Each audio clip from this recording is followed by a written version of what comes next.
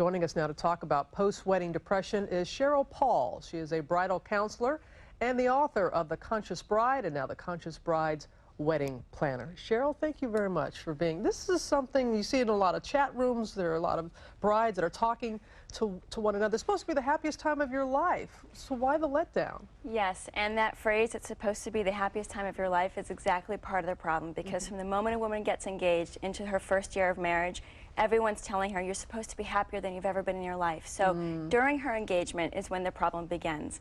That's when the feelings of grief, of letting go of being single, fear of getting married, confusion about what it means to be a wife these days, all of the uncomfortable feelings start to set in during her engagement, but instead of addressing them because those feelings are not acceptable, she thrusts herself into the planning. She becomes obsessional about the planning this perfect day, this lavish day. And the problem being that she can keep that up until the wedding day, even through the honeymoon, and then she crashes.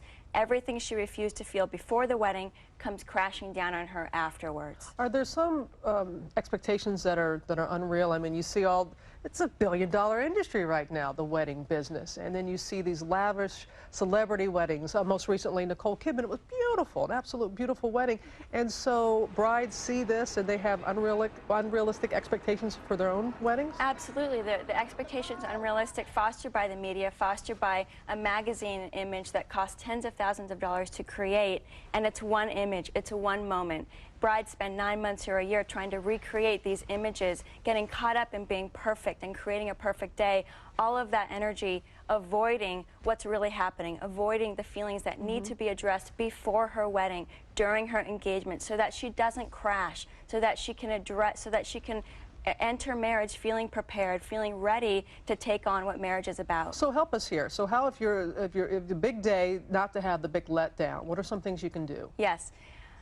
Number one, talk about your feelings. Know that fear, grief, confusion, sadness, all of that is normal. This is a big taboo in our culture that we need to start breaking. We need to be honest about what the engagement is really about.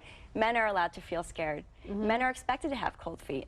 But for women, they feel like they need to stifle those feelings and only talk about the planning. When you're getting married, people say, you know, what's going on with the planning? What about the dress, the cake, or the florist? So talk about your feelings. Write about your feelings. Have a journal. I tell all of my clients, journal. It's free, it's easy, it's always accessible so that you can express what you're feeling at any time. It's private. Let it out. You need to let those other feelings out. Number three, try to avoid perfectionism. It's very hard, it's very challenging. The word perfect is everywhere in the wedding culture, but try to banish that word. You know, instead of I found the perfect dress, I found the dress that's right for me. Instead of we found the perfect location, we found the location that's right for us. Number four, and this is connected to number three actually, is stay connected to your fiancé. If the wedding isn't about two people, what is it about? The wedding should be about connecting with your partner each step of the way.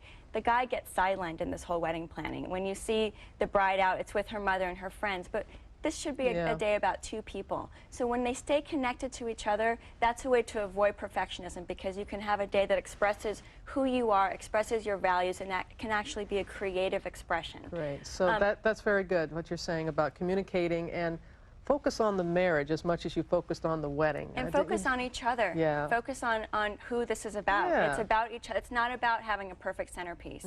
It's about, okay, I feel scared right now. Can I talk about it with my fiancé instead of picking up the phone and calling another florist? Great.